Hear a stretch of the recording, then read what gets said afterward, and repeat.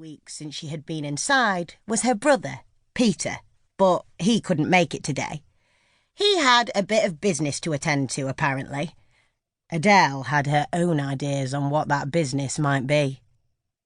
Before she became lost in her thoughts, Adele checked herself and tried to concentrate instead on the young woman sitting next to her. "Did she contact you to say why she wasn't coming?" she asked. "Did she fuck? Got better things to do than come and see me?" "You don't know that," said Adele.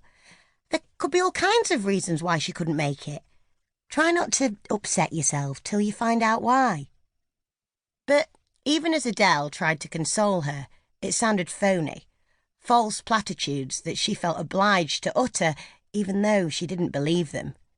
What did she know about Louise's situation?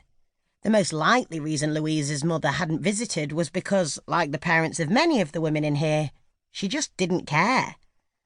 Adele was still getting used to life inside, and she was often shocked by the stories that some of the inmates told. Although her own childhood hadn't been exactly idyllic, at least she had avoided many of the forms of abuse that other prisoners had had to contend with. Her parents' faults were numerous, but she did have the advantage of being brought up by family, including a loving grandmother, rather than having to live with foster parents in a care home or, even worse, on the streets.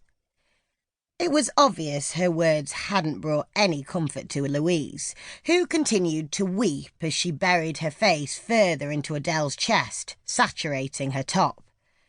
At a loss as to what else to say, Adele just held Louise close, stroking her hair. After a while, Louise's weeping ceased, and she lifted her head and gazed into Adele's eyes. Adele held her gaze and tucked a stray lock of hair behind Louise's ear.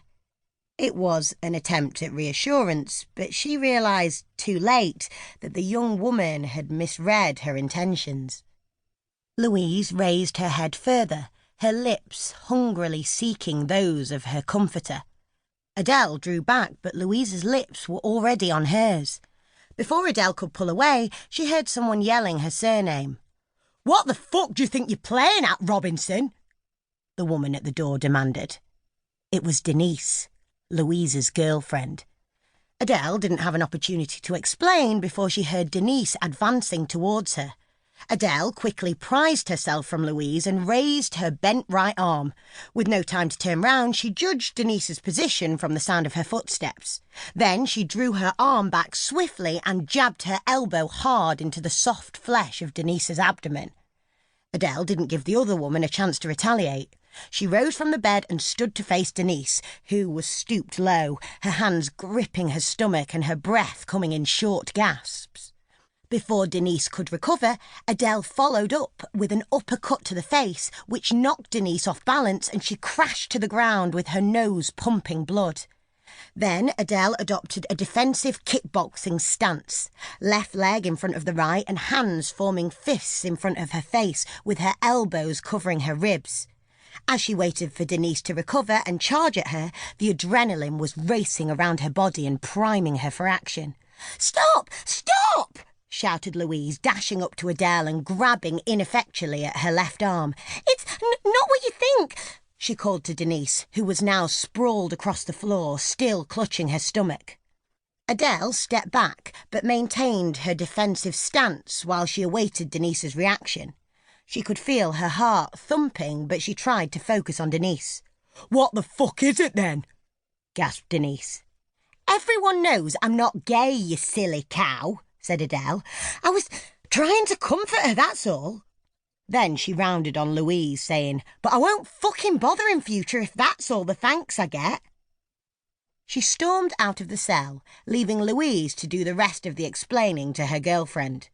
A small crowd had gathered at the cell door, prisoners who had just returned from visiting. On the outer periphery of the crowd, Adele could see 2 prison officers. One of them was Prison Officer Fox, otherwise known by the inmates as Sly. Nobody liked Sly because of her attitude towards the prisoners, which was hostile and condescending.